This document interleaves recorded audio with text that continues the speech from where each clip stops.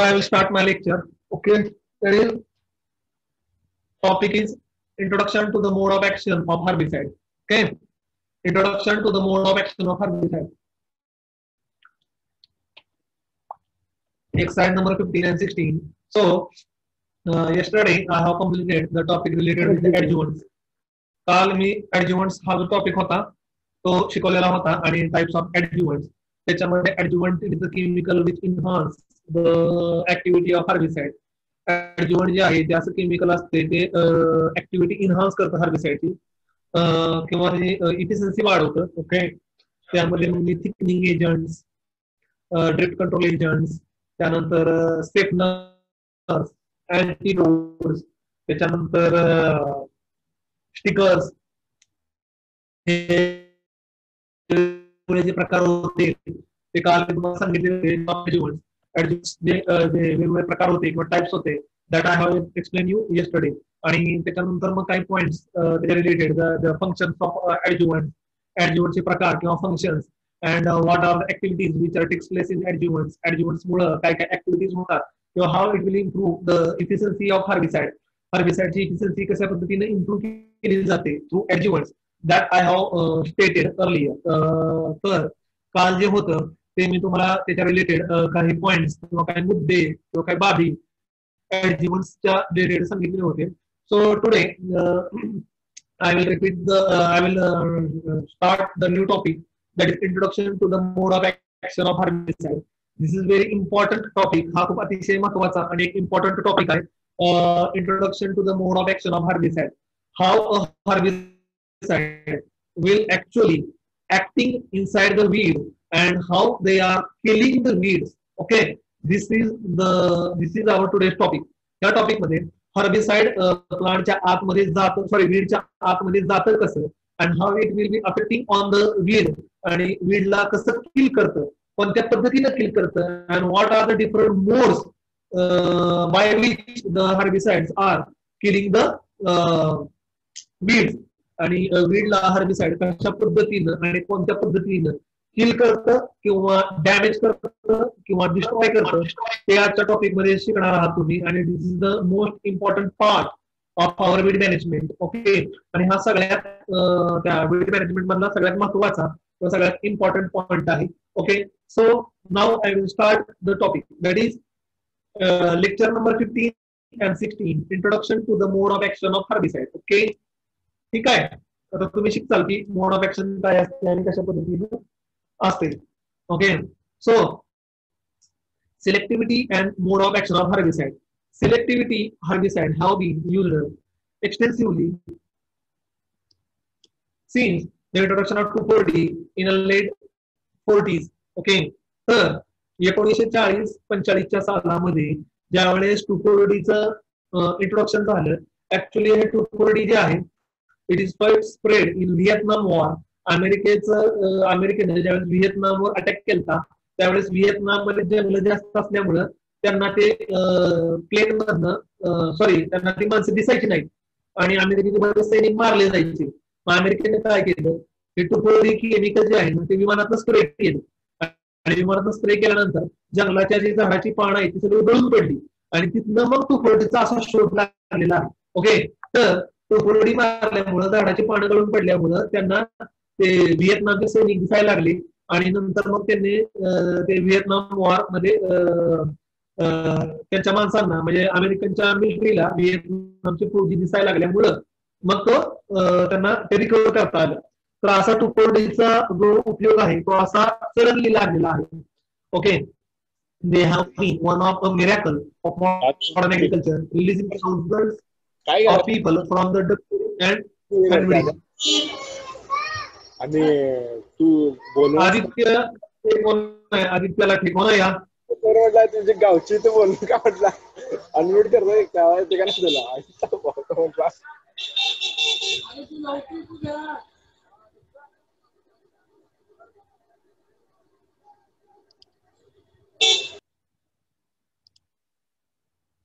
Mute व्हायचं कळत नाही का तुम्हाला? मी किती वेळा सांगितले तुम्ही डिस्टर्ब होते माझं लेक्चर. तर हे अतिशय मिरॅकल होतं मॉडर्न ऍग्रिकल्चर मध्ये. जसं ऍज इन्व्हेन्शन ऑफ हर्बिसाइड, हर्बिसाइडचं जसे इन्व्हेन्शन झाले, it having a drastic effect on the agriculture because it will save the people from drudgery reduction, म्हणजे कष्ट आणि हँडविडिंगचे त्रास सगळ्यांपासून लोकांची आणि शेतकऱ्यांची सुटका झाली. ओके, हा एक मॉडर्न ऍग्रिकल्चर मध्ये जादुई प्रयोग होता. सिलेक्टिव्हिटी म्हणजे काय असते? A selective herbicide is one that kill or retard the growth of unwanted plant or weed while causing little or no injury to the desirable species. That is known as selectivity. तर herbicide मध्ये basically दोन प्रकार पडतात. एक असते selective herbicide, एक असते non selective herbicide. Selective herbicide म्हणजे काय?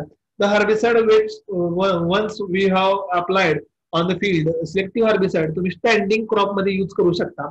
It will not affecting that particular crop. ते क्रॉपला काही करत नाही, फक्त जे क्रॉपचं आपण जे म्हणतो ना वीड जे आहे त्या क्रॉपमध्ये त्यांना फक्त किल करतं. That is known as selective herbicide. त्याला फक्त म्हणलं जातं selective herbicide. It can be used in a standing crop. आणि जो दुसरा प्रकार असतो तो असतो non selective herbicide. Non selective herbicide म्हणजे काय? It will kill all the vegetation which come in contact with that herbicide. Non selective herbicide म्हणजे काय? ते स्प्रे मारलं की ते क्रॉप आहे का वीड आहे का काय बघत नाही, त्याच्या कॉन्टॅक्ट मध्ये जेवढं व्हेजिटेशन येतं सगळ्यांना किल करतं, त्याला म्हटलं जातं non selective herbicide. That's why non selective herbicide are not used in standing crop. उदाहरणार्थ ग्लायफोसेट असेल, पॅराक्वाट असेल, ते शेतामध्ये मारलं जात नाही किंवा युज केलं जात नाही because it will kill all the vegetation. Okay, तर सिलेक्टिव्ह हर्बिसाइड हा फरक कळला असेल. 2,4-D used in a turf will kill many of the broadleaf weed that infest the turf while not significantly injuring the turf grasses. म्हणजे समजा एखादं खेळाचं मैदान आहे, तिथं टर्फ मध्ये नॅरो लीफ ग्रासेस असतात. आता सगळ्यांना माहिती आहे हराळी सारखी ग्रास असते, त्याला बरमुडा ग्रास किंवा टर्फ ग्रास म्हणतात. त्याच्यामध्ये जर समजा दुसऱ्या प्रकारचं गवत आलं ब्रॉडलीफ वीड, त्याची पानं पसरट आहेत, आणि त्या जर शेतावर किंवा त्या लॉनवर जर तुम्ही 2,4-D मारलं तर टर्फला किंवा त्या ग्रासेसला काय होणार नाही, कारण की त्याचे लीफ नॅरो आहे. पण जे ब्रॉडलीफ वीड आहे, जे पानं पसरट आहेत, ते सगळं गवत मरून जाणार. तर ह्याला म्हणायचं 2,4-D. Okay, that's why the 2,4-D is selective in जवार बाजरा. म्हणून 2,4-D जे आहे ते ज्वारी, बाजरी असे जे क्रॉप आहेत, ठीक आहे, जे नॅरोली क्रॉप्स आहेत, ग्रासेस आहेत, त्यांना काय करत नाही. म्हणजे ब्रॉडलीफ आहेत, पसरट पानं किंवा रुंद पानाचे जे वीड आहेत त्यांना किल करून टाकतं. आणि पेंडेमिथालिन किंवा बॅसालिन हे जे ग्रीन ग्राम ब्लॅक ग्राम मध्ये चालतं सिलेक्टिव्ह हर्बिसाइड, ते काय करतं? ते नॅरोलीफ वीडला किल करतं, ब्रॉडलीफला किल करत नाही. म्हणून ग्रीन ग्राम ब्लॅक ग्राम ह्याची पानं ब्रॉडलीफ आहेत, त्याच्यामध्ये पेंडेमिथालिन मारलं की त्या ग्रीन ग्राम ब्लॅक ग्रामला काय होत नाही, त्याच्यामध्ये जे नॅरोलीफ वीड असतील त्यांना ते किल करून टाकतं. तर त्याच्यावर सिलेक्टिव्हिटी डिसाइड होते. But the selectivity is a fickle, changing and a dynamic process. Selectivity तुम्ही असं म्हणता की क्रॉपला काहीच होतं अशाचा भाग नाही. तुम्ही जर डोस वाढवला चुकून एखाद्या हार्बिसाइडचा समजा, किंवा स्टेज चुकली तुमची, समजा आता 2,4-D गव्हामध्ये मारलं तरी चालतं, पण गव्हामध्ये जर तुम्ही पॅनिकल त्याला फ्लॉवरिंगच्या स्टेजला मारलं तर फ्लॉवरिंगचं मॅलफॉर्मेशन होणार आणि फ्लॉवरिंग गळून पडणार. त्यामुळे चुकीच्या स्टेजला मारणं आणि हायर डोस मध्ये मारल्यामुळे सुद्धा सिलेक्टिव्हिटी राहत नाही. ही चेंजिंग प्रोसेस आहे. हर्बिसाइड मारताना it should be carefully applied and the stage of crop growth should be carefully observe or maintain. कधीही मारून चालत नाही. Excessive rate of 2,4-D applied to the stressed turf grass may injure the turf. जर प्रमाणापेक्षा जास्त dose मारला 2,4-Dचा किंवा higher dose मारला तरी सुद्धा ते क्रॉपला हार्मफुल ठरू शकतं. म्हणजे 2,4-D ज्वारी बाजरीमध्ये मारणं चांगलं आहे, मारलं तरी चालतं, पण जर तुम्ही डोस वाढला तुमचा तर ज्वारी बाजरी सुद्धा हार्मफुल करू शकतं. Proper herbicidal application. सिलेक्टिव्हिटीसाठी प्रॉपर डोस हा देणं तेवढंच महत्वाचं आहे. Normally herbicide work selectively within a given rate of application. Herbicide जे आहे सिलेक्टिव्हली बिहेव करता, क्रॉपला काय हार्म करत नाही, पण त्याचा रेट ऑफ ऍप्लिकेशन प्रॉपर पाहिजे. Too little herbicide and no weed control. जर डोस खूप कमी झाला, समजा डोस आहे हार्बिसाइडचा तुम्हाला सांगितलं 20 ml पर पंपाला घ्या, आणि तुम्ही जर 10 ml घेतला तर काही वेळेस वीड पण नीट कंट्रोल होणार नाही. किंवा तुम्हाला सांगितलंय 20 ml मारा आणि तुम्ही 40 ml मारला तर काही अंशी क्रॉप सुद्धा अफेक्ट होऊ शकतं. झाडाची सुद्धा पानं जळू शकतात. Too much and crop injury may occur. But सिलेक्टिव्हिटी is more complex than this.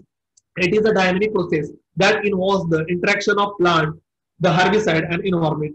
G selectivity जी असते कोणत्याही हार्बिसाइडची ती काय फक्त एकाच फॅक्टरवर डोसवर किंवा नुसत्या कॉन्सन्ट्रेशनवर डिपेंड नसते. प्लांट मध्ये मारताय त्याची स्टेज काय आहे प्लांटची. ओके, हार्बिसाइडचा डोस कसा आहे, कॉन्सन्ट्रेशन किती आहे, त्याच्यामध्ये ऍडज्युव्हंट टाकलंय का नाही टाकलं ह्याच्यावर पण डिपेंड असते. आणि एन्व्हायरमेंट किंवा वातावरण, पाऊस पडतोय का, सनलाईट कशी आहे, वाऱ्याचा वेग, वाऱ्याची दिशा कशी आहे, सॉइल टाईप कोणती आहे. ओके, ह्या सगळ्या गोष्टींवर प्लांटची जी हार्बिसाइडची जी आहे ती सिलेक्टिव्हिटी डिसाइड होते. आता आपण पहिली बघूया प्लांटवर. Okay, the factor that involve plant response including genetic inheritance, age, growth, rate, morphology, physiology and biochemistry. तर हार्बिसाइड मारताना प्लांटची मॉर्फॉलॉजी कशी होती, ते टिलरिंग स्टेजला होतं का, ब्लांचिंग स्टेजला होतं का, फ्लावरिंग स्टेजला होतं का, ग्रेन डेव्हलपमेंट स्टेजला होतं, ते महत्वाचं आहे. झाडाचं एज कोणतं होतं, सीडलिंग स्टेजचं होतं का टिलरिंग किंवा ब्रांचिंग स्टेजचं होतं.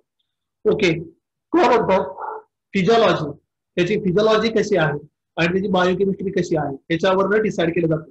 The genetic makeup of the plant determine how that plant respond to the herbicide and its environment. Okay, genetical makeup सुद्धा खूप महत्वाचा असतो. Okay, the age of the plant often determines how well and herbicide work.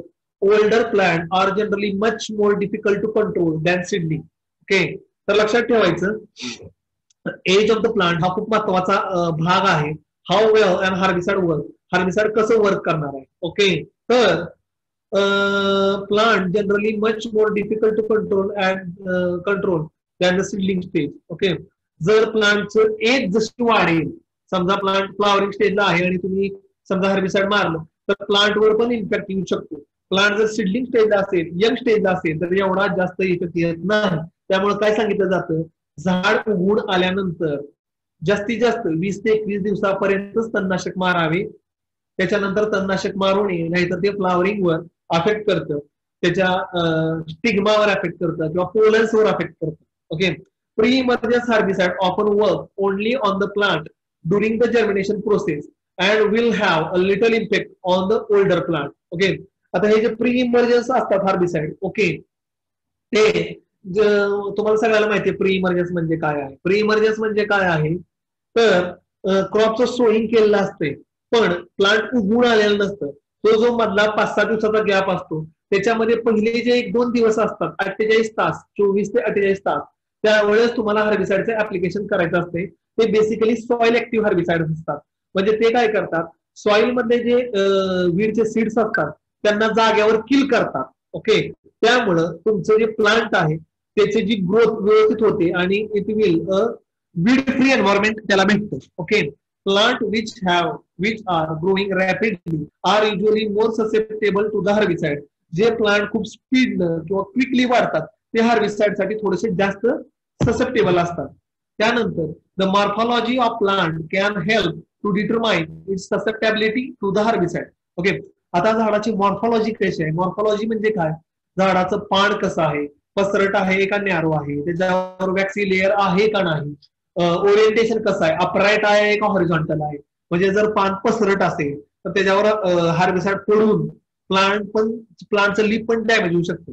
जर प्लांटच्या leaf waxy layer असेल, मेनाचा थर असेल तर हार्बिसाइड गळून पडणार, प्लांटला काही होणार नाहीये. तर ससेप्टेबिलिटी त्याच्या मॉर्फॉलॉजिकल कॅरेक्टरिस्टिकवर पण डिपेंड असते. Annual weed in a deep-rooted crop can controlled because the herbicide is concentrated in a first inch of the soil where the weeds and weed seeds are.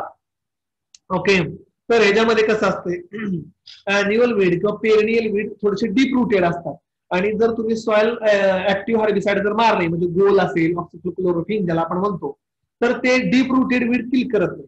म्हणजे गोल लवाळा किल करू शकत नाही, गोल हराळी किल करू शकत नाही, कारण की ते underground plant part through propagated होतात. Okay, weed with exposed growing point may be killed by contact spray while the grasses with the protected growing point may be burned back but escape permanent injury. Okay, आता ज्या वीडचा growing point open असतो, शक्यतो ग्रासेसचा सगळ्यांचा growing point open असतो आणि broadleaf weed जे आहे त्याचा ग्रोईंग पॉइंट क्लोज असतो. ओके, तर लक्षात ठेवा कॉन्टॅक्ट हार्बिसाइड जे आहेत म्हणजे पॅराक्वाट असू दे किंवा डायकॉट असू दे, हे कॉन्टॅक्ट हार्बिसाइड आहेत. तर ग्रोईंग पॉईंट ओपन असेल तर ते प्लांटला लगेच किल करतात, आणि ज्याचा ग्रोईंग पॉईंट क्लोज असतो त्याचा ग्रोईंग पॉईंट फक्त बर्न होतो, पण पुन्हा ते वीड रिग्रो होऊ शकतं. तुम्हाला अजून खूप शिकायचं आहे हार्बिसाइडच्या बद्दल. जसजसे आपले लेक्चर पास होतील तसं तुम्हाला हार्बिसाइडच्या बद्दल भरपूर माहिती मिळेल. Certain leaf properties can allow a better spray retention and thus better killing. Broadleaf species versus grasses or hairy versus smooth leaf हा एक चांगला पॉइंट आहे.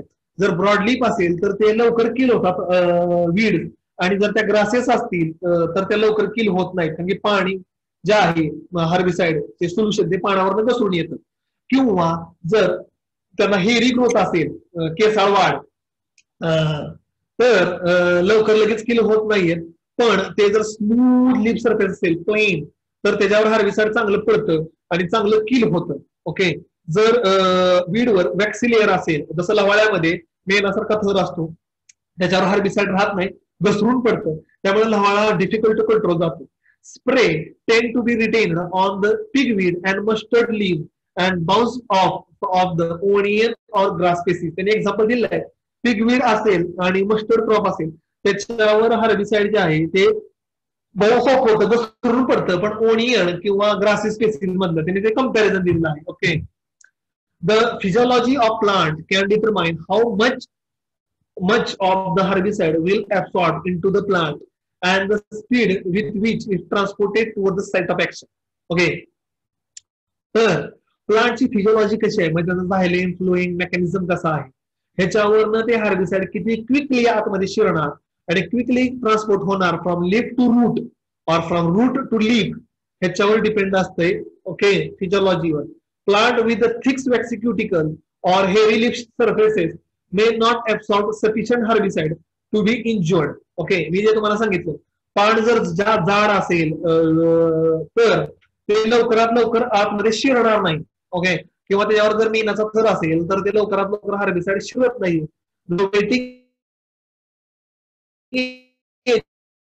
In herbicide formulation are used to increase the absorption. मग काल मी सांगितलं waiting agent किंवा ह्युमिकंट्स ऍडज्युव्हंट्स मध्ये की जे त्याला ओलं ठेवतात किंवा स्टिकर जरी तुम्ही ऍडज्युव्हंट्स म्हणून वापरले तर ते हार्बिसाइड झाडाच्या वीडवर जास्त वेळ राहील आणि पेनिट्रेशन होईल. The transport rate of herbicide in plant vary usually susceptible plant transportation of herbicide is more readily that the resistance होईल. ट्रान्सपोर्टेशन म्हणजे झाडाच्या झायलेम आणि फ्लोएम मधनं हार्बिसाइडची जी मुवमेंट आहे ती किती क्विकली होणार आहे त्याच्यावर त्याची ससेप्टॅबिलिटी डिपेंड असते. आता ज्याच्यामध्ये क्विकली मुवमेंट होते, हार्बिसाइड एका जागेवर दुसऱ्या जागेवर क्विकली जातं. ओके. युजली ससेप्टिबल प्लांट मध्ये क्विकली जातं. ओके. आणि जे transportation herbicide in plant usually susceptible plant transport herbicide is more readily that resistance. आणि जे रेजिस्टन्स प्लांट असतात की ज्याच्यामध्ये हार्बिसाइड आतमध्ये जरी गेलं, रूट मध्ये ऍब्सॉर्ब झालं किंवा प्लांटच्या लीफ मध्ये ऍब्सॉर्ब झालं तरी त्याची मुवमेंट स्लो होते, त्यामुळे ते रेजिस्टन्स राहतं. Some plant can absorb herbicide along the transport pathway preventing them from reaching to the site of action. आता हार्बिसाइड पानावर पडलं तर त्याची साइट ऑफ ऍक्शन पर्यंत ते पोहोचलं पाहिजे. नुसतं पानामधनं आतमध्ये शिरून फायदा नाही. त्याचं जी ऍक्टिव्हिटी आहे त्यानं सिंथेसिस ब्लॉक करणार आहे का, पिगमेंट इनहॅबिट करणार आहे का, रूट ग्रोथ ब्लॉक करणार आहे का, काय करणार आहे, त्या साइट ऑफ ऍक्शन पर्यंत पोहोचलं पाहिजे. त्यावेळेस ते रिझल्ट चांगला दाखवतो. नुसतं ऍब्सॉर्ब होऊन फायदा नाही. Biochemical reaction also account for the selectivity. Most herbicide have a biochemical reaction within the susceptible plant which account for their herbicidal activity. आतमध्ये जे बायोकेमिकल प्रोसेसेस आहेत त्या कशा होणार आहेत, कशा पद्धतीने होणार आहे, आणि तिथं जो हार्बिसाइडचा मॉलिक्यूल आहे तो ब्लॉक होणार आहे का तो त्याची ऍक्टिव्हिटी दाखवणार आहे त्याच्यावर पण डिपेंड असते. आता मका काय करतं, 2,4-D मारलं मक्यामध्ये, मका 2,4-Dचा जो कार्बन आहे प्लांट ब्लॉक करून टाकतो, त्यावर काहीच इफेक्ट येत नाही 2,4-Dचा. पण तेच 2,4-D वीडला किल करतं. They may bind to critical enzyme within a susceptible plant and block the important metabolic processes, glyphosate. They may block photosynthesis, diuron, or respiration, or may affect oxygen, typhloline. तर herbicide आतमध्ये शिरल्यानंतर ते plant मध्ये वेगळा response दाखवतं आणि weed मध्ये वेगळा response दाखवतं. प्लांट मध्ये जो मॉलिक्युल आहे जो आता ग्लायफोसेट मला दिलेला आहे तो ओके सिंथेसिस ब्लॉक करते किंवा डायग्राम फोटोसिंथेसिस ब्लॉक करतं किंवा ट्रायफ्लोरलिन सेल डिव्हिजन ब्लॉक करतं. तर हे गोष्टी ब्लॉक कधी करतं वीड मध्ये असताना करतं, पण ते प्लांट मध्ये त्या गोष्टी ब्लॉक करू शकतं किंवा नाही. पण प्लांट मध्ये बऱ्याच वेळा जो मेन केमिकल कंटेंट आहे त्यालाच पकडलं जातं किंवा होल्ड केलं जातं, त्यामुळे साइट ऑफ ऍक्शन पर्यंत हर्बिसाइड पोहोचत नाही. Herbicide may be absorbed as relatively innoxious chemical to 4dB and actively to the deadly compound with the susceptible plant. Herbicide जे आहे त्यामध्ये जे ऍक्टिव्ह कंपाऊंड आहे ते ज्या प्लांट मध्ये किंवा वीड मध्ये इफेक्ट दाखवतं ते त्यांना किल करतं आणि जे त्याला म्हणतो आपण ससेप्टिबल प्लांट किंवा ससेप्टिबल वीड, आणि काही ठिकाणी तो जो ऍक्टिव्ह केमिकल किंवा ऍक्टिव्ह मॉलिक्युल आहे तो पकडला जातो किंवा ब्लॉक केला जातो, त्याला हलवूनच दिला जात नाही, तर तिथं ते रेजिस्टंट राहतं. Other herbicide, atrazine, may defoliate within some plant while kill the weed which fail to metabolize the herbicide. आता atrazine एक्झाम्पल दिलं आहे की ते डिफॉलेट करतं, पाणी गळून पडतात. ओके, त्यानंतर the herbicide are quite specific in their structure as to where or not herbicidal activity is possible. Okay, the slight change in a conformation or the structure will alter the herbicidal activity. आता herbicide कुठल्या स्टेजला मारताय, त्याचं concentration काय आहे, ते कशा पद्धतीने spray केलं जातं, ते सिलेक्टिव्ह आहे का नॉन सिलेक्टिव्ह आहे, ते कॉन्टॅक्ट आहे का ट्रान्सलोकेटेड आहे, ह्या सगळ्या गोष्टीवर हर्बिसाइडचा इफेक्ट, त्याचा रिझल्ट, त्याची क्वालिटी, त्याची ऍक्टिव्हिटी डिपेंड असते. Trifluralin are benefit or and benefit differ only a methyl group moved from one site of molecule to the other, yet trifluorine is about twice as active as benefit. आता ट्रायफ्लोरलिन आणि benefit हे दोघांचा जवळपास group सारखाच आहे, फक्त एक मिथाईलचा फरक आहे. ओके, पण ट्रायफ्लोरलिन हे दुप्पट चांगलं ऍक्टिव्ह आहे as compare to benefit herbicide. कशामुळे? त्याच्यामध्ये असलेल्या मिथाईलच्या कंपाऊंडमुळे. इस्टर और फिनॉक्सी MCPP म्हणजे दोन प्रकार असतात, ester of phenoxy acid are usually much more active than amines. Okay, तर MCPP मध्ये दोन प्रकार येतात, इस्टर फिनॉक्सी किंवा अमाइन. तर इस्टर फिनॉक्सी हे मोर ऍक्टिव्ह आहे रादर दॅन अमाइन पेक्षा. ओके, काम यूज करायला बी कळत नाही का रे, मी करत बसायचं का काय बालिश पण आहे मला सांगा लेक्चर मध्ये. The manner of formulation of a herbicide can affect it's सिलेक्टिव्हिटी. Okay, for the most extreme cause of these might be a granular formation which bounce off the desirable plant to reach the soil where they limit the germination of the weed. Okay, आता ह्यात कसं असतंय, तुमचं formulation कुठलं आहे, granular आहे, पावडरी आहे किंवा इमल्सिफाईंग कॉन्सन्ट्रेशन आहे, त्याच्यावर ते पानावर किती वेळ राहणार, का घसरून पडणार आणि सॉइल मध्ये कसं राहणार, कसं ऍक्टिव्हिटी करणार हे डिपेंड असते. ओके, तर ग्रॅन्युलर फॉर्मेशन पानावर गळून सॉइल मध्ये जातं आणि सॉइल मध्ये ते विरघळतं मॉइश्चरमुळे आणि जे जर्मिनेशन आहे वीडचं ते किल करतं.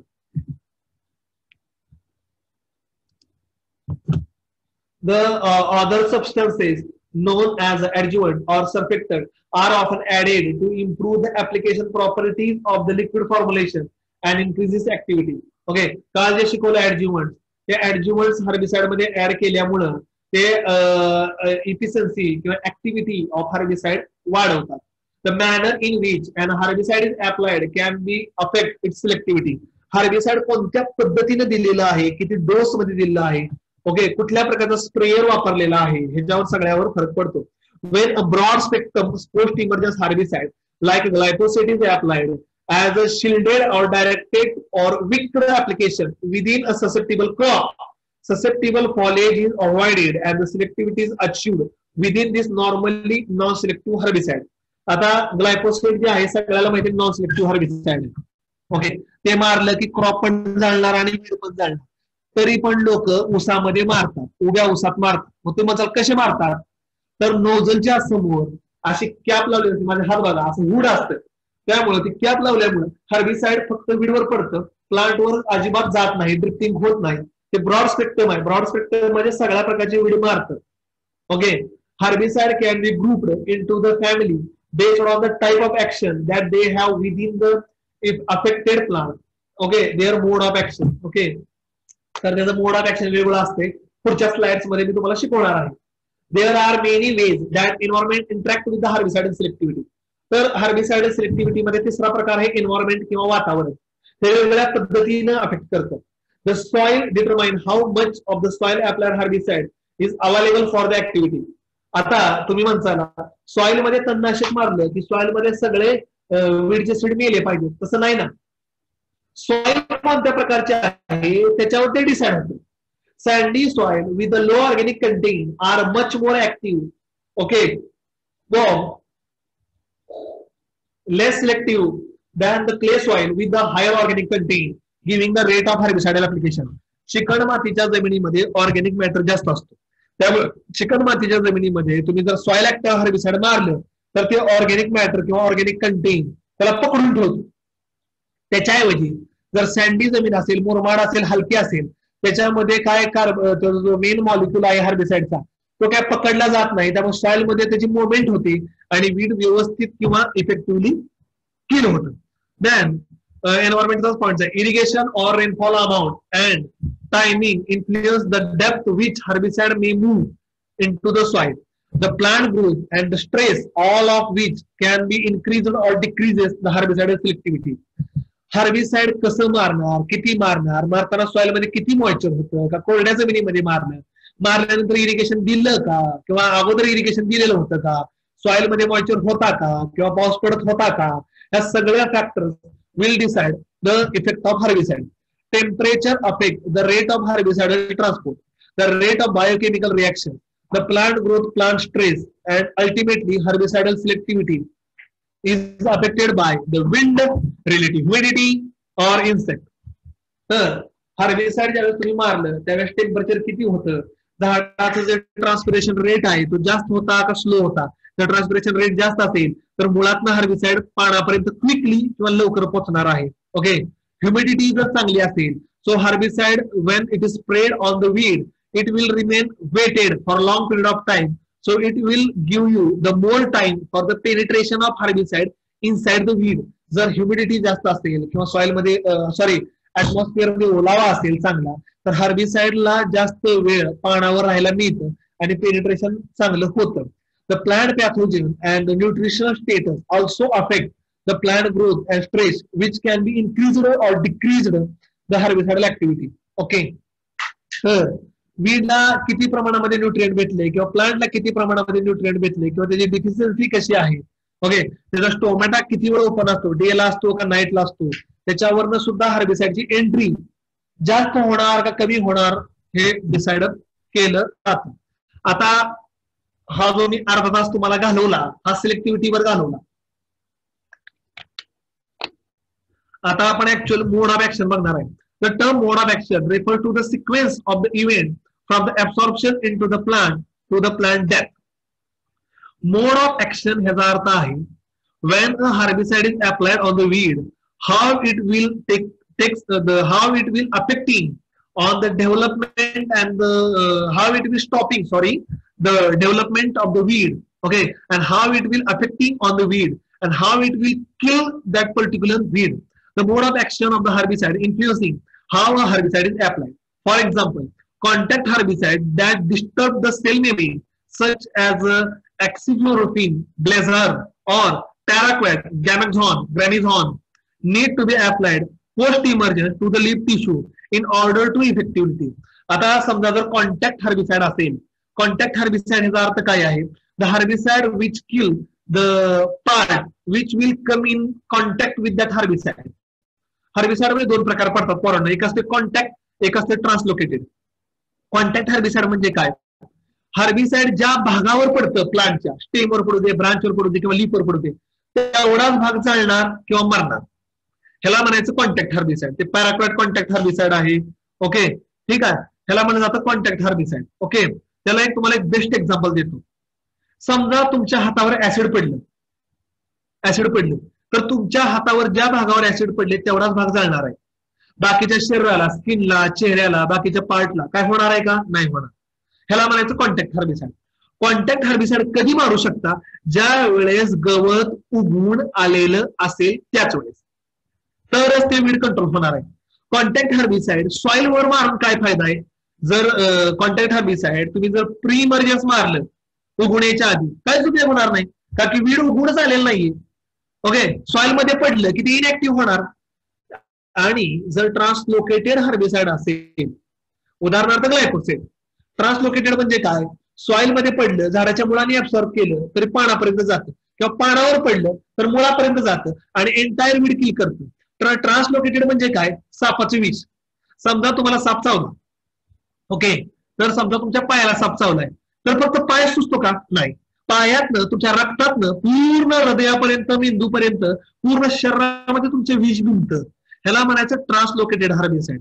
ट्रान्सलोकेटेड हर्बिसाइड पानावर पडलं तरी मुळापर्यंत जातं, आणि मुळावर पडलं तरी पानापर्यंत जातं. कशातनं जातं? झायलेम आणि फ्लोएम, ज्यातनं फूड आणि वॉटरचे ट्रान्सपोर्टिंग लाईन आहेत आपल्या वीड मधल्या, त्याच्या थ्रू जात. ओके, त्यामुळं if you want to control noxious weed, और if you want to control a perennial weed, जर तुम्हाला लवाळ्यासारखं किंवा काँग्रेस सारखं असं जर नॉक्सियस वीड कंट्रोल करायचं असेल, किंवा पेरिनियल वीड कंट्रोल करायचं असेल हराळीसारखं, तर तुम्हाला ट्रान्सलोकेटेडच हर्बिसाइड मारावं लागेल. कॉन्टॅक्ट हर्बिसाइड मारून फायदा होणार नाही. पॅराक्वॅट लवाळा मारेल, पॅराक्वॅट हराळी मारेल, पॅराक्वॅट काँग्रेस मारेल, पण काय मारेल? त्याचा फक्त वरचा पोर्शन मारेल, त्याची फक्त पानाला जाळून टाकेल. पण 15-20 दिवसानंतर ते पुन्हा फुटून येणार.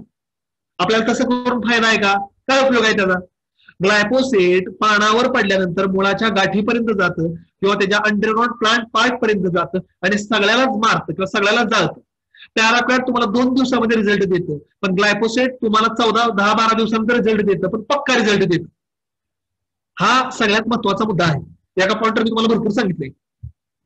Seedling growth inhibitor such as a trifluralin और ॲलाक्लोर, ज्याला आपण लासो म्हणतो, मार्केटमध्ये मिळतं ट्रेड नेमनं, need to be applied to the soil to effectively control new germinated seedling. Okay, आता सीडलिंग ग्रोथ इनहिबिटर जर तुम्हाला जर मारायचे तुम्हाला, ट्रायफ्लोरलिन ज्याला ट्रेफ्लॅन मार्केटमध्ये नावाने मिळतं, किंवा ॲलाक्लोर लासो म्हणून मिळतं, ते कधी मारलं पाहिजे? ज्या वेळेस ते जस्ट उगवण्याच्या पोझिशन मध्ये असेल वीड्स, त्यावेळेस सॉइल मध्ये मारलं पाहिजे, म्हणजे जर्मिनेटिंग सीडलिंगलाच ते किल करून टाकतं. पुन्हा ते प्लांट भरपूर उगवून आलंय, एज ओल्ड झालं, वयस्कर झालं, म्हणजे त्याचं वय भरपूर झालं वीडचं, आणि नंतर ट्रॅफ्लॅन किंवा ॲलाक्लोर मारून तेवढे इफेक्टिव्ह रिझल्ट दाखवणार नाही. ते सीडलिंग किंवा जर्मिनेटेड वीडला किल करण्यासाठी बेस्ट आहे. ओके, किंवा ऑक्सिक्लोरोक्विन ज्याला गोल म्हणतात, गोल वीड उगवून आल्यानंतर मारलं, चांगलं बऱ्यापैकी झालं, तर ते इतका रिझल्ट येणार नाही.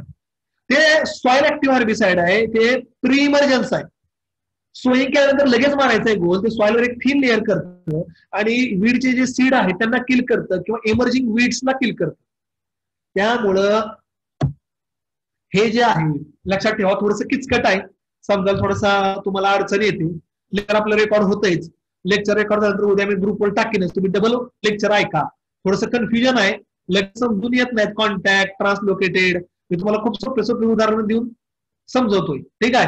तरी पण नाही समजलं तर ज्यावेळेस व्हिडिओ पडेल ग्रुपवर, त्यावेळेस पुन्हा डबल व्हिडिओ बघा, आणि तुमच्या काही कन्सेप्ट असतील किंवा अडचणी असतील तुम्ही लेक्चर संपताना क्वेश्चन आन्सर मध्ये पण विचारू शकता, किंवा लेक्चर डबल ऐकून व्हॉट्सअपवर पण विचारू शकता. Okay, I don't have any problem. थोडस किचकट आहे, ठीक आहे. मला पण शिकला थोडीशी मजा येते. सिम्पल किंवा प्लेन असेल तर त्यात काही मजा नाही. ओके, थोडस तुमच्या डोक्याच्या वरनं पण गेलं पाहिजे, त्याशिवाय मजा नाही. लक्षात, ठीक आहे. To be effective herbicide must, आता एखादा हर्बिसाइड इफेक्टिव्ह असण्यासाठी किंवा इफेक्टिव्हली वर्क करण्यासाठी adequately contact with the plants, okay, be absorb by the plant. Okay, ते व्यवस्थित, इथं वीड शब्द आला पाहिजे, ऍक्च्युअली प्लांट आहे, मी एडिट करीन पुन्हा. ऍडिक्वेटली ते इफेक्टिव्हिटी जर त्याची मिळवायची असेल तर ते व्यवस्थित, एक मिनिट मी लगेच एडिट करतो.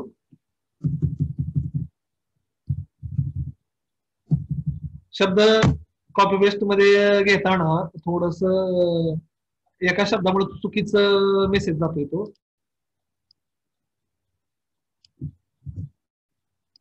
एकच मिनिट होल्ड ठेवा. वीड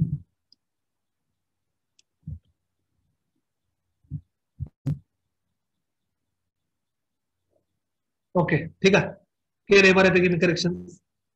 ठीक आहे. पुन्हा स्लाइड फुल स्क्रीन करतो तुम्हाला. चुकीची गोष्ट डिस्प्ले होणे पण चुकीचंच आहे ना. 2 मिनिटं लागतात वेळ. ऍडिक्वेटली कॉन्टॅक्ट विथ द वीड. कुठलंही हर्बिसाइड इफेक्टिव्हिटी राहण्यासाठी ते वीडच्या पानावर काही टाइम किंवा काही पिरियड साठी ऍटलिस्ट 1 डे और 2 डे ते स्टेबल राहिलं पाहिजे. घसरून पडलं किंवा वॉशआउट झालं तर हर्बिसाइड चांगला रिझल्ट देणार नाही. Will be absorb by the weed. वीडच्या आतमध्ये पेनिट्रेट झालं पाहिजे. नुसतं वीडच्या पानावर राहून फायदा नाही. आतमध्ये शिरलं पाहिजे, पेनिट्रेट झालं पाहिजे हर्बिसाइड, तर ते रिझल्ट दाखवेल. Move within the weed to the site of action without being deactivated. आता साइट ऑफ ऍक्शन जे आहे, आता साइट ऑफ ऍक्शन तुम्हाला मी दाखवणार आहे पुढच्या. ओके. काही हर्बिसाइड अमायनो ऍसिड ब्लॉक करतात, ती त्याची साइट ऑफ ऍक्शन असते. काही पिगमेंट इनहिबिटर असतात, क्लोरोफिलला किल करून डिस्कलरेशन करतात. ओके. ही त्याची साइट ऑफ ऍक्शन असते. तर site of action glycolysis cycle आहे, क्रेब्स सायकल आहे, सायक्लिक फोटोफॉस्फोरिलेशन आहे, पिगमेंट आहे, कुठं आहे, का ग्रोईंग पॉइंट आहे, का रूट आहे, ही साइट ऑफ ऍक्शन पर्यंत ते हर्बिसाइड पोहोचलं पाहिजे without having a deactivation of that molecule, reaching a toxic level at the site of action. The application method used whether pre-plant incorporation, pre-emergence, post-emergence. आता 2 मिनिटांमध्ये सांगतो. प्री-प्लांट इनकॉर्पोरेशन म्हणजे काय? Before the crop sowing, if you are applying the herbicide on a land, it is known as pre-plant incorporation. क्रॉपचं sowing करायच्या अगोदर जर शेतामध्ये हर्बिसाइड मारलं तर त्याला म्हणायचं pre plant incorporation. Pre plant incorporation मध्ये तुम्ही नॉन सिलेक्टिव्ह हर्बिसाइड वापरू शकता, कारण की त्यावेळेस सॉइल मध्ये क्रॉप नसतं. Okay. Pre emergence. Pre emergence म्हणजे काय? After the sowing of the crop but before the emergence of the crop. क्रॉपचं सोईंग झालेलं आहे पण इमर्जन्स झालेलं नाहीये. क्रॉपचं सोईंग केल्यानंतर इमर्जन्स व्हायला 5-6 दिवसाची मुदत असते. त्या पिरियड मध्ये पहिल्या 2 ते 3 दिवसामध्ये 24 तास ते 48 तास मॅक्स 72 तासामध्ये जर तुम्ही हर्बिसाइड सॉइल मध्ये मारलं तर त्याला प्री इमर्जन्स म्हणतात. ते एक बारीक थर करतं सॉइलवर. त्यावेळेस ऍक्च्युली सॉइल स्वच्छच असते, क्लीनच असते. ओके. बरेच शेतकरी म्हणतात स्वच्छ जमीन आहे, कशासाठी मारा हर्बिसाइड? पण हर्बिसाइड सॉइल मध्ये जे वीडचे सीड असतात स्मॉलर, जे डोळ्याने दिसत नाहीत, त्यांना किल करण्यासाठी प्री इमर्जन्स हर्बिसाइड हे इफेक्टिव्ह असतात. आणि पोस्ट इमर्जन्स हर्बिसाइड मध्ये उगवून आल्यानंतर आफ्टर 15 or 21 डेज, 15 ते 20 दिवसांनंतर जे हर्बिसाइड अप्लाय केलं जातं ते बेसिकली सिलेक्टिव्हच असतं. ओके. ते नॉन सिलेक्टिव्ह तुम्ही मारू शकत नाही स्टँडिंग क्रॉप मध्ये. So selective herbicide can be applied into the crop. पण लक्षात ठेवा, एक सिलेक्टिव्ह हर्बिसाइड, समजा 2,4-D हे सिलेक्टिव्ह आहे, ज्वारीमध्ये आहे, मक्यामध्ये आहे, बाजरीमध्ये आहे, भातामध्ये आहे, गव्हामध्ये आहे, मग तेच सिलेक्टिव्ह आहे म्हणून ते जर तुम्ही ग्रीन ग्राम ब्लॅक ग्राम मध्ये मारलं तर ग्रीन ग्राम ब्लॅक ग्रामची पानं जळणार, कारण की ते ब्रॉडली पाहिजे. त्यामुळं पर्टिक्युलर हर्बिसाइड पर्टिक्युलर क्रॉप मध्ये सिलेक्टिव्ह असतं. ग्रीन ग्राम ब्लॅक ग्राम मध्ये पेंड्या आहे, पेंड्यामिथॅलिन, ते मारायचं. पेंड्यामिथॅलिन जर तुम्ही ज्वारी बाजरीमध्ये मारलं तर ज्वारी बाजरीची पानं किल होणार. त्यामुळं पोस्ट इमर्जन्स हर्बिसाइड मारताना ते त्या क्रॉप मध्ये सिलेक्टिव्ह आहे का नाही हे विचार करूनच ते अप्लाय केलं पाहिजे. ओके. औषधाच्या गोळ्या सगळ्याच असतात. तुमचं डोकं दुखते, पोटदुखीची गोळी खाल्ली तर डोकंदुखी थांबणारच नाहीये. ठीक आहे. डोकं दुखण्याची गोळी खाल्ली पाहिजे तर ते डोकंदुखी थांबवेल. ओके. तर पोस्ट इमर्जन्स मध्ये सिलेक्टिव्हिटी डिपेंड असते. ओके.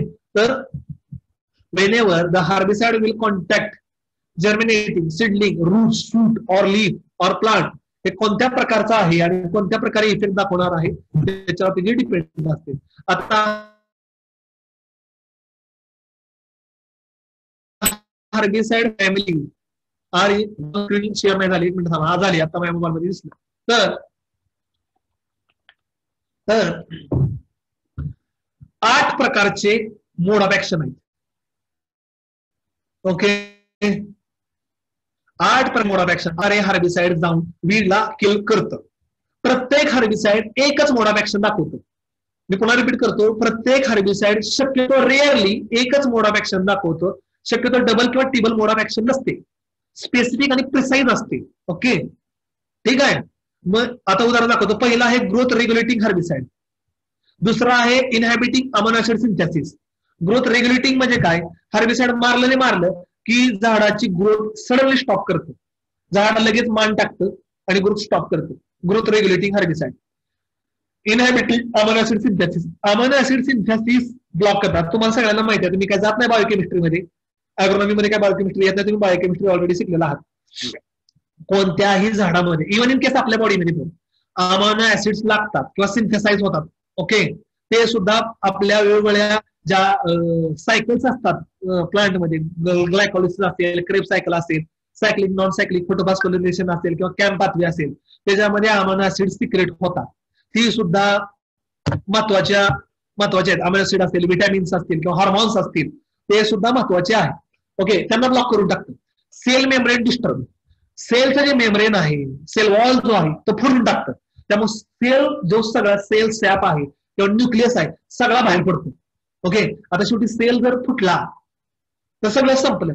ओके, सेलच्या बॉडीच्या आतमध्येच न्यूक्लियस, मायटोकॉन्ड्रिया किंवा सेल सॅप ह्या सगळ्या गोष्टी असतात. ओके, व्हॅक्युल्स. लिपिड बायोसिंथेसिस ब्लॉक करतं, इनहॅबिट करतं. ओके, काही हर्बिसाइड कसे ते पुढे आहेत, स्लाइड मध्ये आहेत. पिगमेंट इनहॅबिटर.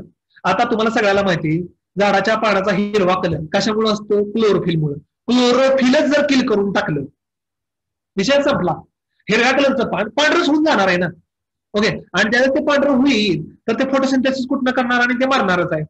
ग्रोथ इनहॅबिटर ऑफ शूट, झाडांची मुळं किल करणं किंवा मुळाला स्वेलिंग होणं, मुळं सुजणं, त्याला म्हणायचं ग्रोथ इनहॅबिटर शूट. ते सॉइल ऍक्टिव्ह हर्बिसाइड असतात. Herbicide which disturb the cell division. आता तुम्हाला सगळ्याला माहिती, आपल्या शरीरामध्ये रोज हजारो पेशी निर्माण होतात, हजारो पेशी मारतात. तसं प्लांटमध्ये पण पेशींची निर्मिती होत राहते आणि प्लांटची ग्रोथ होत राहते. प्लांटची ग्रोथ म्हणजे काय? नंबर ऑफ सेल्स वाढत राहणे म्हणजेच त्याची ग्रोथ आहे. मग काही हर्बिसाइड झाडाचं सेल डिव्हिजन स्टॉप करतात.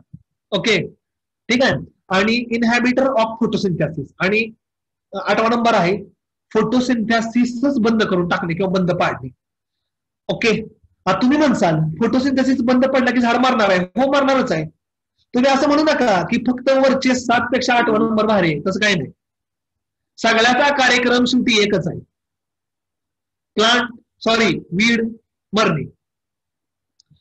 तुमचा श्वासोच्छ्वास बंद झाला तरी तुम्ही मारणार आहे. उदाहरण बघा, 1 नंबर आहे. तुमचं हार्टबीट बंद झालं तरी तुम्ही मारणार आहे. तुमचा ब्रेन डेड झाला तरी तुम्ही मारणार आहे. तुमच्या किडन्या फेल झाल्या तरी तुम्ही मारणार आहे. तुमचा लिव्हर फेल झाला तरी तुम्ही मारणार आहे. हे तर नाही, खाली आहे मित्र, खाली. त्यामुळे तुम्ही असं समजू नका की श्वास बंद झाला म्हणजे तुम्ही मारणार आहे. किडनी फेल झाली, डायलिसिस नाही केलं, तुम्ही ढगात जाणार. ब्रेन डेड झाला, तुमचा श्वास चालू आहे, काय नाही त्या पेशंटचा, तो मारणारच आहे. ब्रेन डेड झाला म्हणजे तुम्ही यालाच पेशंट. ओके, लिव्हर फेल झाला, ट्रान्सप्लांट नाही झाला, मारणारच आहे. ओके, त्याच्यामुळे कुठली पण आपली ऍक्टिव्हिटी फेल होऊ द्या, तुम्ही ढगात जाणार आहे फिक्स आहे. तसं वीड मध्ये या 8 ऍक्टिव्हिटीज आहेत.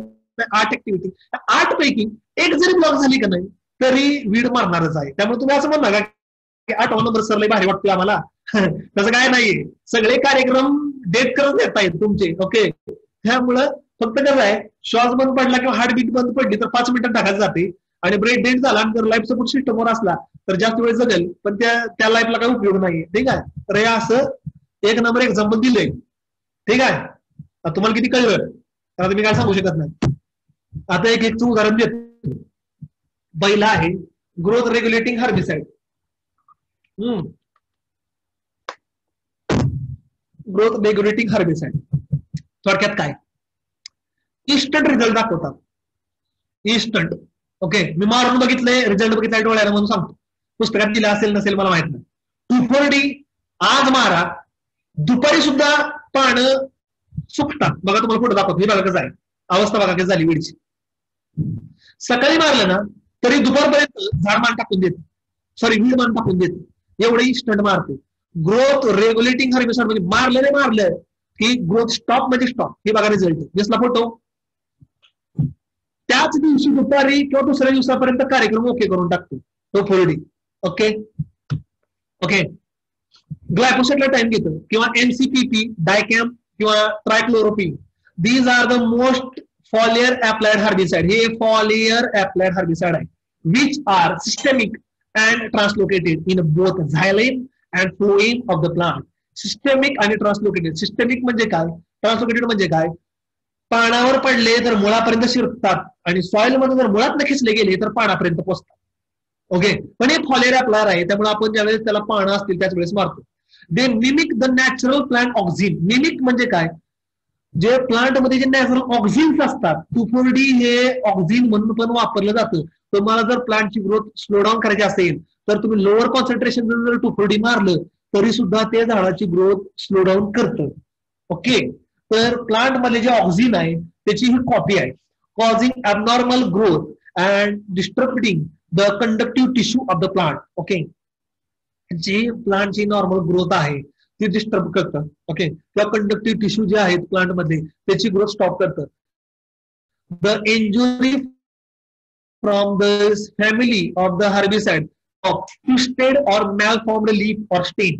मारलं की पानं जी आहेत ती तर एक तर एक्सेसिव्ह ग्रोथ होते किंवा स्टेम बरोबर गुंडाळली जातात पानं. ओके, पानं जी आहेत ती स्टेम बरोबर गुंडाळली जातात किंवा मॅलफॉर्म्ड लीफ आहेत. ओके, इथं बघा स्टेमला चिटकून बसतात पानं. तर हे आहे ग्रोथ रेग्युलेटिंग हर्बिसाइड. नेक्स्ट प्रकार आहे the inhibitor of amino acid synthesis. Okay, amino acid synthesis stop करतात. कोण करतं, glyphosate, halosulfuron, imazethapyr and sulfometuron. Okay, त्यापैकी ग्लायफोसेट आणि इमॅझिथायपर खूप पॉप्युलर आहे, पण हे स्लो ऍक्टिंग आहे. ह्यांना effect amino acid synthesis block करायला 10 ते 12 दिवस लागतात. इथं बघा फोटो दाखलाय मी एक तुम्हाला, इमॅझिथायपरचा रिझल्ट आहे, पेपरवरचा फोटो आहे. बघा पान कसं पिवळं पडले, पिवळा आणि लाल दिसतंय का तुम्हाला, फोटो जरा क्लोजली ऑब्झर्व करा. मी कॅमेरा स्कॅनरला स्कॅन करून टाकलं होतं, पण पेपरवर जरा फोटो लाईट कलरचा असल्यामुळे इमेज एवढी क्लिअर आली नाही. तर अमायनो ऍसिड सिंथेसिस ब्लॉक झाल्यानंतर पानाचा जो कलर आहे तो पिवळा आणि लाल होतो. ओके, बघा कसं दिसतंय ते, अमायनो ऍसिड सिंथेसिस ब्लॉक झाल्यानंतरचा हा जो आहे हा रिझल्ट आहे. ओके, पण मी पुन्हा सांगतो, अमायनो ऍसिड इनहिबिटर जे आहे ते खूप स्लोली जातात, 10-12 दिवस जातात मध्ये शिरून त्याचा रिझल्ट साठी. Both foliar and soil applied herbicide in this family, ह्या फॅमिली फॉलियर पण आहेत आणि सॉइल अप्लाइड पण आहेत. Glyphosate translocate in the phloem with the photosynthesis and produced in the leaf. जर मुळात न शिरलं तर फ्लोएम थ्रू फोटोसिंथेसिस पर्यंत जातं. Other in this family move rapidly after the root or foliar absorption. Okay, तुम्ही कुणीही लक्षात ठेवा, लिहिण्याच्या भानगडीत किंवा नोट्स काढण्याच्या भानगडीत बसू नका. मी तुम्हाला ही पीपीटी ग्रुपवर शेअर करणार आहे, तुम्ही फक्त समजून घ्या व्यवस्थित. मी मुलांना पुन्हा रिपीट करतो, मुलांना मुलींना लिहिण्याच्या भानगडीत पडू नका, शांतपणे फक्त ऐका आणि समजून घ्या. मी पीपीटी लेक्चर संपलं की तुमच्या ग्रुपवर मी शेअर करणार आहे, ती तुम्ही डाउनलोड करून वाचू शकता पुन्हा. ओके, काल पण मी पीपीटी तुमच्या ग्रुपवर टाकलेली आहे ऍडजमेंटची. शांतपणे समजून घ्या, थोडंसं टेक्निकल आहे, इंटरेस्टिंग आहे. ओके, तर रूट मधनं पानापर्यंत पण पोहोचतात. These herbicide inhabit the certain enzyme critical to the production of amino acid. तर हे हर्बिसाइड जातात आणि जिथं अमायनो ऍसिड चालू आहे प्रोडक्शन तिथे जाऊन त्यांना थांबवतात.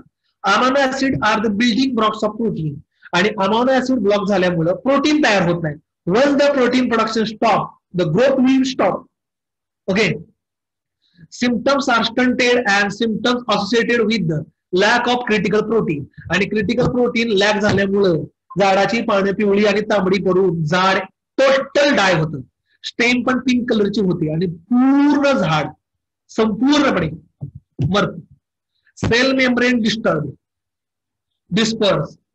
म्हणा किंवा डिस्टर्ब म्हणा, सेल मेम्ब्रेन डिस्टर्ब. तर सेल मेम्ब्रेन डिस्टर्ब मध्ये 2 प्रकार पडतात पोरांनो, एक आहे विथ सॉइल ऍक्टिव्ह आणि एक आहे विदाउट सॉइल ऍक्टिव्ह. ओके, तर विथ सॉइल ऍक्टिव्ह म्हणजे जे सॉइल वर मारलं जातं, स्वच्छ जमिनीमध्ये सॉइल मधले वीडचे सीड किल करण्यासाठी मारलं जातं. कोणतं आहे, ऑक्सिफ्लुक्लोरोफिन, लॅक्टोफिन आणि ऍसिटोफ्लुक्लोरोफिन, हे 3 प्रकार आहेत. The soil and foliar applied with the limited movement in the soil. हे सॉइल वर मुवमेंट करत नाही, These herbicides enter the plant through the leaf, stem, root, but limited in their movement once they are entered into the plant. प्लांटच्या stem मध्ये root मध्ये जास्त फरक दाखवत नाही. Membrane damage due to the lipid peroxidation symptom and necrosis of the leaf आणि stem हे झाडाच्या आतमध्ये कमी जातात, पण वीडच्या सीडच्या आतमध्ये शिरून वीडच्या सीडला स्टरलाइज करतात आणि वीडच्या सीडला जाग्यावरच किल करतात. ऑक्सिफ्लोरोलिन, लॅक्टोफिन किंवा ऍसिटोफ्लोरोफिन. ओके, ठीक आहे. आणि दुसरं असतंय no soil activity, paraquat, diquat, okay, glufosinate, acid, oil किंवा सोप्स. त्यापैकी पॅराक्वाट, डायक्वाट खूप पॉप्युलर आहेत. हे सॉइल मध्ये पडले तर जाग्यावर राहतात, सॉइल मध्ये ह्याची मुवमेंट होत नाही. पण हे कधी मारायचं? हे कॉन्टॅक्ट हर्बिसाइड आहे. ज्या वेळेस वीडला पानं फुटलेली असतील, ऍटलिस्ट 4 ते 5 पानं, त्याच वेळेस पॅराक्वाट किंवा डायक्वाट मारायचं. These herbicides are foliar applied with no soil activity. They enter the plant through the leaf and the stem. Do not move significantly within the plant once absorbed. हे कॉन्टॅक्ट आहेत. कॉन्टॅक्ट मध्ये काय, जिथं जातात तिथंच किल करून टाकतात. जास्त प्लांट मध्ये वरनं खाली खांद्यावर मोमेंट होत नाही. These herbicides either act directly on the cell membrane, acid, soap or oil, or react with the plant processes to form a destructive compound which results in a membrane damage. ह्याचं काम काय आहे माहिती का? सेलचं membrane damage करून टाकणे, sale wall damage करणे. Sale एकदा फुटला की सेल मला न्यूक्लियस बिक्लियस सगळा बाहेर पडून जातो. ओके, तर ह्याचं काम आहे सेल मेम्ब्रेन डॅमेज करणे. Symptoms including rapid necrosis of the leaf and the stem. ह्याचा मेन सिम्पटम काय आहे माहिती का? नेक्रोसिस म्हणजे काय? कम्प्लीट किल करणे, लीफला पण आणि स्टेमला पण. बघा कसं आहे. फोटो मी नेटवरनं घेतल्यामुळं थोडासा पोरांनो क्लिअर नाहीये. ओके, फोटो मी थोडासा नेटवरनं घेतल्यामुळं इतका छानपैकी क्लिअर आलेला नाही. ओके ओके, ठीक आहे.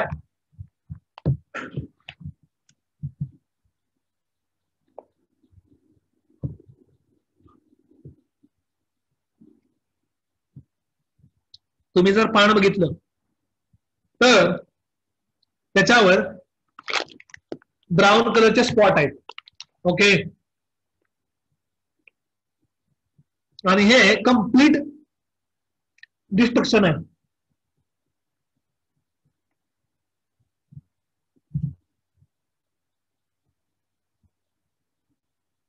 सेल मेम्ब्रेन डिस्टर्ब झाल्यामुळं कम्प्लीट जे आहे ते पानाच्या कडा जळतात. थोडस फोटो नेटवरनं घेतल्यामुळं इमेज एवढी क्लिअर आलेली नाहीये.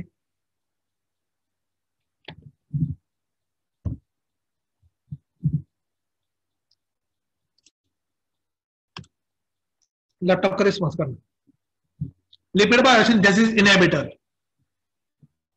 डॅल्कोफॉर्म, फ्लेन्झोफॉर्म, सेंथोडिमिन, क्लोरोडिमिन, foliar applied alcohol has both soil and foliar activity. Okay, तर हे जे आहेत आता मी जे नाव घेतले, डॅल्कोफॉर्म, फ्लेन्झोफॉर्म, सेडिमेंटिमिन. ओके,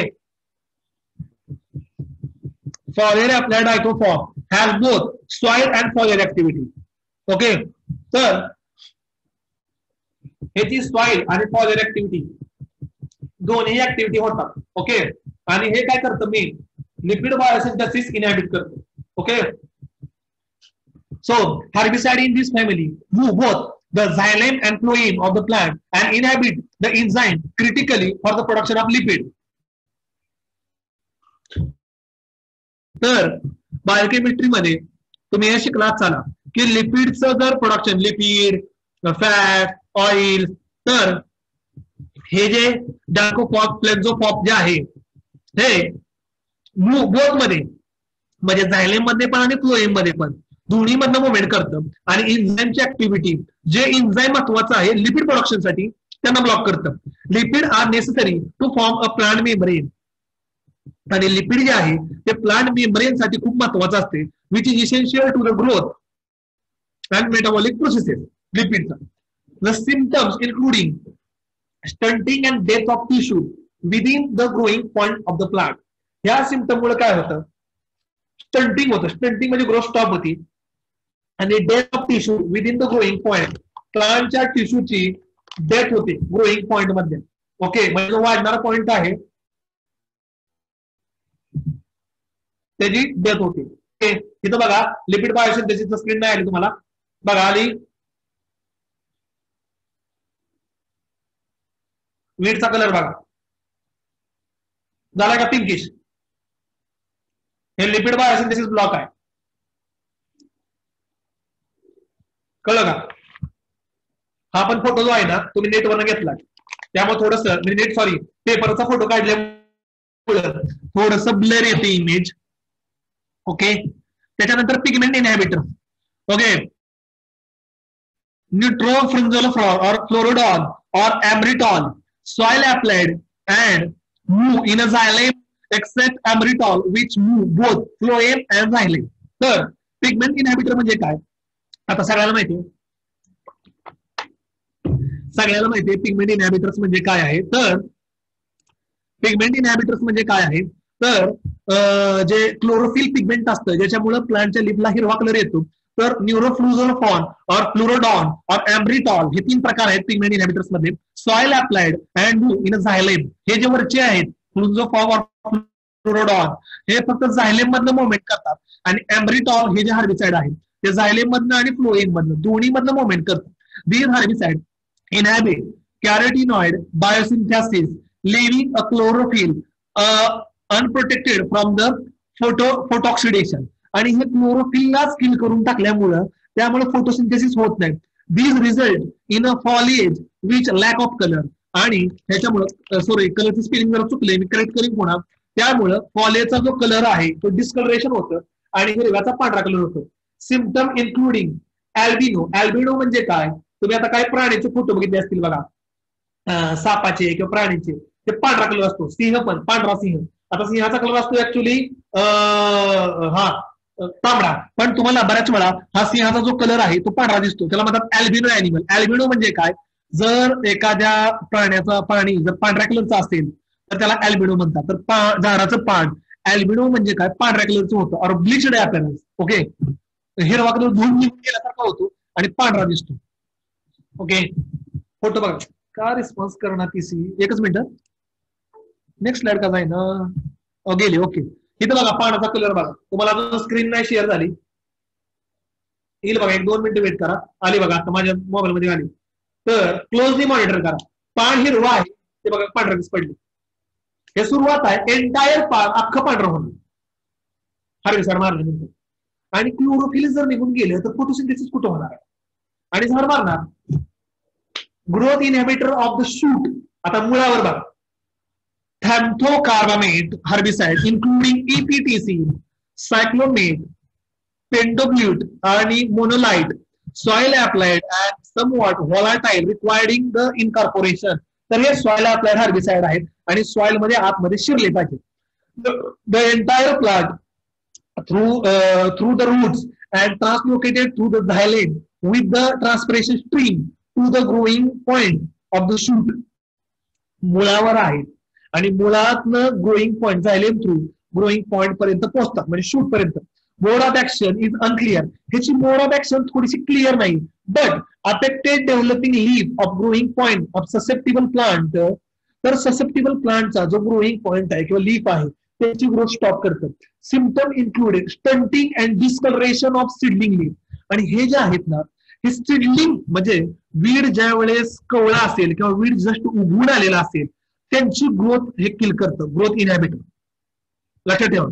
जर वीड जुनं झालं असेल किंवा वीड चांगलं डेव्हलप झालं असेल त्याच्यावर हे चांगला रिझल्ट देत नाही. ईपीटीसी हे कुठले वीड चांगलं किल करतं, जे वीड कवळं आहे जस्ट उगवून आलेलं आहे त्यांना किल चांगलं करतं. पानावर रिझल्ट बघा कसा आहे, पानं बघा कशी किल झालेली आहेत किंवा कशी अफेक्ट झालेली आहेत ग्रोईंग पॉइंट स्टेमचे. ग्रोथ इनहिबिटर ऑफ द शूज. त्याच्यानंतर herbicide with disturb the cell division किंवा मास मल्टिप्लिकेशन. तुम्हाला मी मगाशी पण सांगितलं ट्रायफ्लोरोलिन, डीसीपीए, डायक्लोरोफॉर, ऑक्सिझिलिन, प्रोमेडिन, pendimethalin, naphtaphromidine. Okay, all these are the soil applied with the limited movement in the soil, absorbed through the root or emerging shoot tip. Once absorption takes place, movement is limited. हे ज्या ह्याची movement soil मध्ये जे असेल किंवा झाडाच्या पानावर असेल जास्त होत नाहीये, the site of action is near to the site of absorption. हे जिथं पडतं, पानावर पडलं तर पानावर, मुळापर्यंत गेलं तर मुळापर्यंत तिथंच ऍक्शन करतं. प्लांट वीड मध्ये मुवमेंट होत नाही. These herbicides inhibit the cell division or mitosis except the primordial and naphtaphromidine which stop the cell division before mitosis. हे काय करतं? इनहॅबिट द सेल डिव्हिजन. आता सगळ्यांना माहिती आहे मायटोसिस मध्ये काय होतं, सेल डिव्हिजन होतात. तर हे हर्बिसाइड काय करतं? मायटोसिस मधलं cell division, inhabit the cell division और मायटोसिस.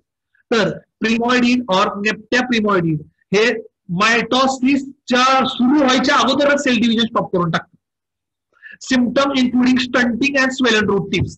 ह्याचे सिम्पटम काय आहेत माहितीये का? मुळांवर सूज आणि मुळाची ग्रोथ थांबवणे. फोटो येईल तुम्हाला, आला बघा. ट्रायफ्लोरोलिन, मुळं बघा कशी होऊन गेलेली आहेत, आणि इकडे बघा मुळं सुजल्यात कशी, स्वेलिंग कशी झाली, अशी सुजलेली मुळं आणि मुळांवर चांगला जास्त इफेक्ट दाखवतो. आणि शेवटी साहजिकच आहे, मुळाचं सेल डिव्हिजन स्टॉप झालं, मुळं जर मेली तर झाड पाणी कुठनं घेणार आणि न्यूट्रिएंट कुठनं घेणार. इनहॅबिटर ऑफ फोटोसिंथेसिस. शेवट अल्ट्राझिन, सिमॅझिन, मेट्राबिझिन, सायनामाइड, प्रोनॅनिमिझिन, डायरॉन, लायरॉन, टेट्राबिझिरॉन आणि ब्रोमॅसिल एवढी नाव आहेत. These are soil applied herbicide. हे सॉइल अप्लाइड हर्बिसाइड आहेत. However all except simazine having the foliar activity. ह्यांच्यामध्ये फक्त सिमॅझिन एकमेव आहे की जे पानावर मारलं तरी चालतं.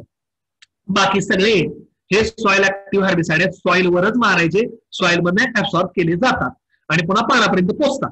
दे move rapidly in a plant in a xylem with the transpiration stream. तर मुळं जे पाणी ऍब्सॉर्ब करतात आणि ट्रान्सपिरेशन मुळं पानापर्यंत पाणी पोहोचलं जातं, त्याच्या थ्रू हे सॉइल मधनं पानापर्यंत पोहोचतात. The concentration in the leaf at the site of photosynthesis, आणि फोटोसिंथेसिस पर्यंत जाऊन पोहोचतात. Once they reach block the electron transportation system of photosynthesis causing the. कोण आहे काय राव? टीव्हीवर म्यूट हो. काय मालिश पण आहे, मला किती वेळा सांगितलं म्यूट राहत जाऊ म्हणून. तर सगळी लिंक तुटती माझी.